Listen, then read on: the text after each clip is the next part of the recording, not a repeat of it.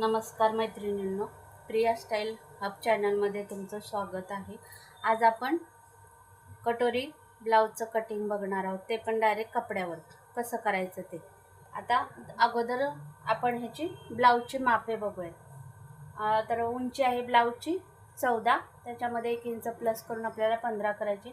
छाती आहे 38, त्याचा चौथा पार्ट होतो 9.5।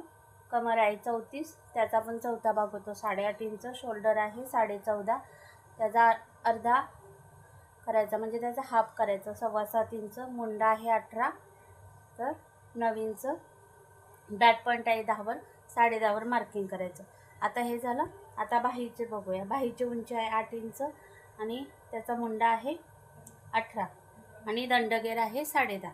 आता हे जे माप आहे ह्याच मापावरून आपल्याला ब्लाऊजचं कटिंग करायचं। आता ह्याच्यावर आपण पाठीमागच्या भागाचं मार्किंग करायची। किती आहे 14, तर आपण किती घेणार आहोत 15। 1 इंच प्लस करून 15 घेणार आहे। तर आपण इथं वरती एक मार्किंग करून घेऊया। त्याच्यानंतर आपल्याला इथे 6.5 वर एक मार्किंग करायचे। त्याच्यानंतर आपला डाट पॉईंट आहे 10.5 वर। अशा आपल्याला मार्किंग करून घ्यायचं। आता हे मार्किंग आपण सरळ करून घेऊ।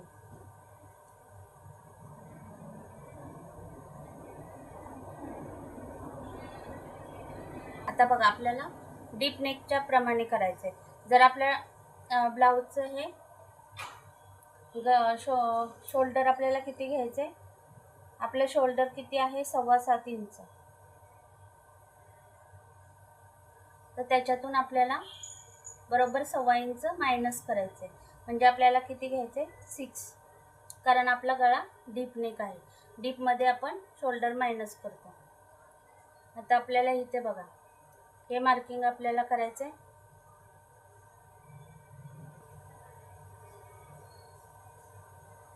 तर ही लाईन मारून घेतली। इथून आपण 6.5 वर एक मार्किंग केलं। आता इथं आपण 6 घेतले, तेच 6 इथे घ्यायचं आणि ही एक सरळ लाईन मारून घ्यायची।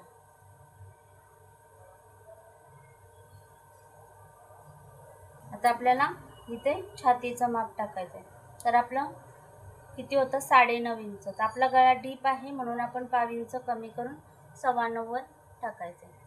आता त्याच्यानंतर आपल्याला कमरेचं माप टाकायचं आहे। कंबर किती आहे आपली 8.5, त्याच्यात 1 इंच प्लस करून डाटसाठी 9.5 वर। आणि ही लाईन आपण मारून घ्यायची। त्याच्यानंतर तुम्हाला शिलाई मार्जिन किती ठेवायचे ते तुमच्यावर आहे। 2 इंच ठेवू शकता किंवा 1.5 इंच पण ठेवू शकता। मी तर 1.5 इंच ठेवते।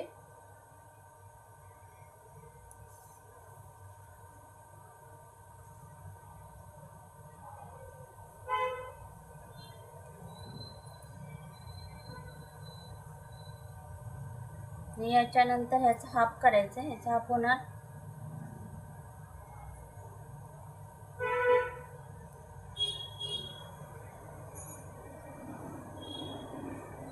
आणि इथूनच आपल्याला आर्म होलचं मार्किंग करायचं। बस असं हाताने शेप देऊन घ्यायचं।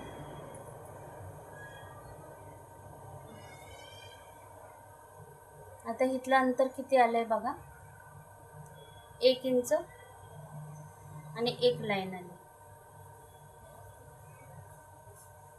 आता हे झालं आपलं। आता आपण गळ्याचं मार्किंग करायचंय। नेक डीप किती आहे 10 इंच। 10 इंचचा गळा आहे मागचा, तर आपण 10 इंच वर एक मार्किंग करून घ्यायचं। आता इथून आपल्याला गळ्यासाठी ब्रॉड किती ठेवायचे 2.5 इंच।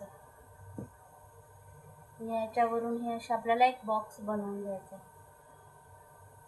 आता इथे पाहिजे, इथून पुढे आपल्याला इथे पुढचा गळा आपल्याला 6 इंच करायचं आहे। मग आपण 6.5 वर एक मार्किंग करायचं आहे। मार्किंग केलेलंच आहे आणि मग आपण इथून गळ्याचा असा शेप द्यायचा।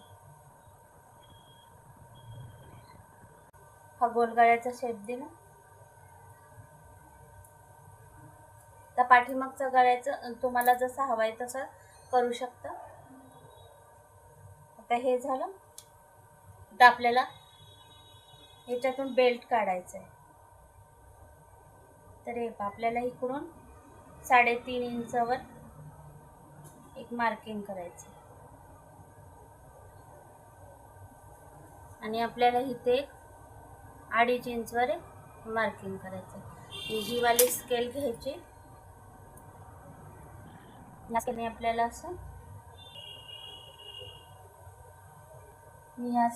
आपल्याला असं मार्किंग करून घ्यायचं. आता हे मार्किंग झालं आपलं बेल्टचं. आता त्याच्यानंतर आपल्याला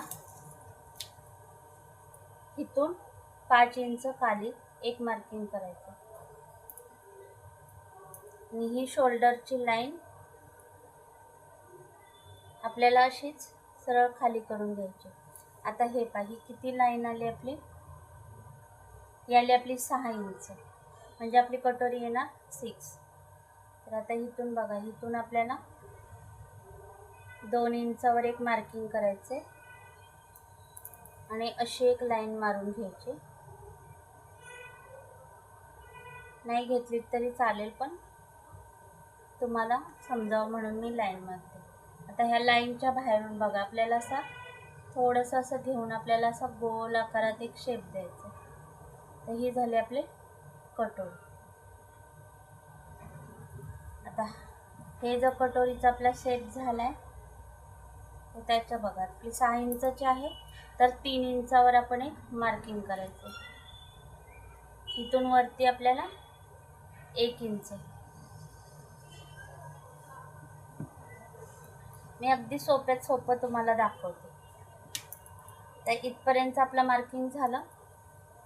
आता आपण हे कट करून घेऊया. इथे आपल्याला गळ्यासाठी वगैरे कुठे शोल्डर शोप वगैरे स्लोप वगैरे काहीही द्यायचा नाहीये. तर हे तुम्हाला खूप ब्रॉड वाटत असेल, पण नाही. इथून अर्धा इंच आपलं ह्याच्यामध्ये जाणार आणि इथून एवढं जाणार. तर आपल्याला का ते मी तुम्हाला सांगते. पहा, एक असा पीस घ्यायचा आणि ह्याच्यावर हा पार्ट ठेवून द्यायचा.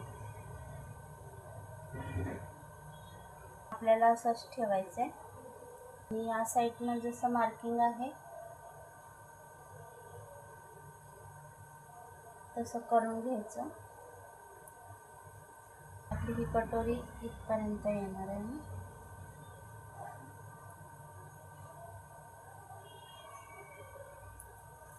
तर हे पण याने असं पण थोडेस आपल्याला इकडे सिलाई मार्जिन घ्यायचे, जेवढा आपण सिलाईमध्ये हे करतो तेवढं, आणि आपल्याला हा पार्ट कट करून घ्यायचा.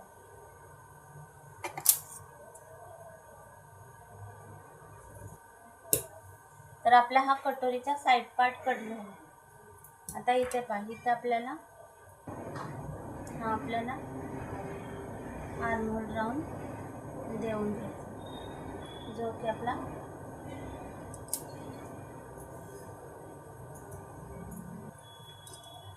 तर हा आपला कटोरीचा साईड पार्ट तयार झालाय. तर आता इथेच आपण काय करूया, आपला बॅक पार्ट आहे तो आपल्याला अजून लागणार आहे. तर आता इथेच बघा, आपण काय करायचं, इथं आपण किती घेतली होती, 3.5 इंच आणि अर्धा इंच आपल्याला सिलाई मार्जिन घ्यायचे.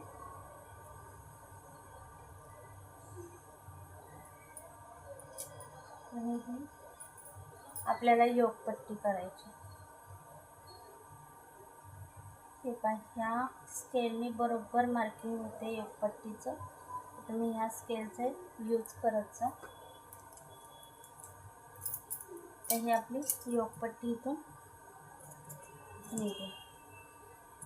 आपली बाही काढायची आणि आपल्याला आणि ह्याच्यावरती जी आपली कटोरीची साईज आहे ते आपल्याला असे तिरकस ठेवायचे. असे ज्या बाजूला बसेल तिथं असे पहा तिरकस ठेवायचे.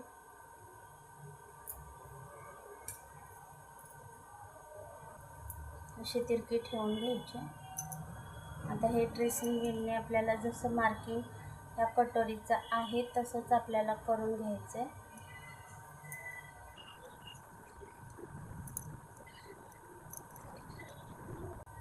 जर तुमच्याकडे हे नसेल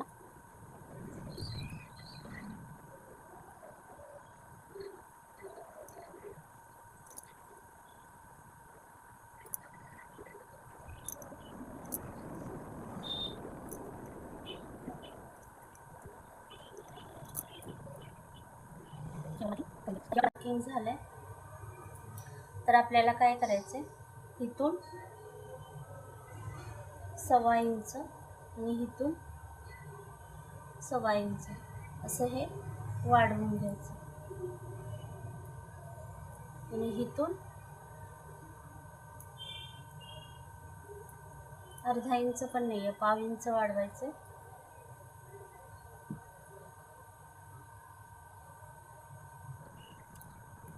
थोडंसं शिलाईसाठी हे याला असं जॉईन करून घ्यायचं. बस. आता इथून पहा, इथून आपलं 3 इंच होतं, वरती 1 इंच,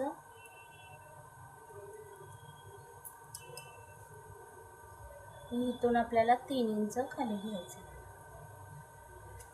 एक्स्ट्रा. तर तुम्ही हे असंही करू शकता किंवा ही कटोरीला असा गोलाकार सुद्धा देऊ शकता, तुमची मर्जी आहे.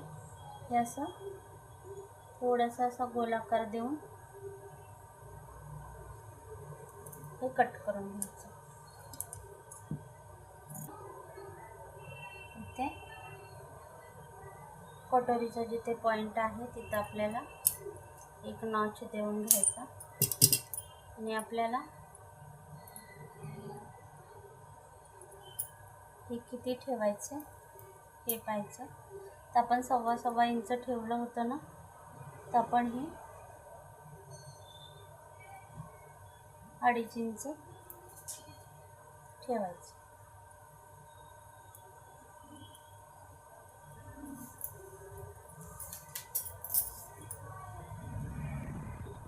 आता इथून 1.25 इंच आणि इथून 1.25 इंच असा पॉइंट येऊन ही आपली कटोरी रेडी होणार आहे.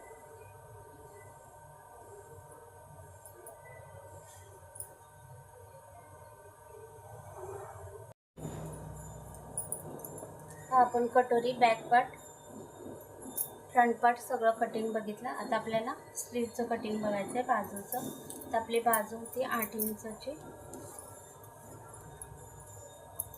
तर हे पहा, आपल्याला इथं 9 इंच घ्यायचं आहे.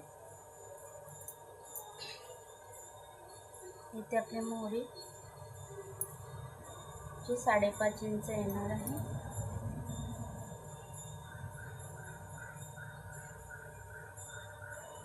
इथून आपल्याला 8 इंच.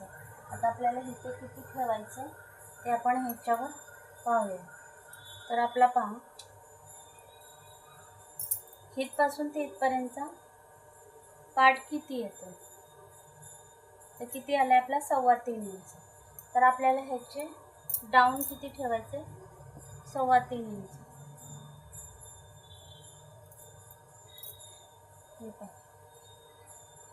आपल्याला इथं 3.25 इंच ठेवायचं.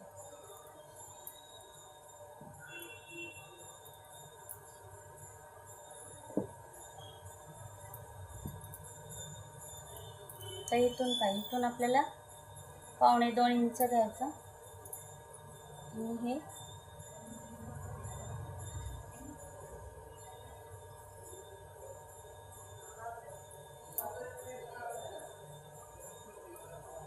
असं परत जायचं. तर आपण आतल्या बाजूसाठी पण हे असं मार्किंग करून घ्यायचं आणि हे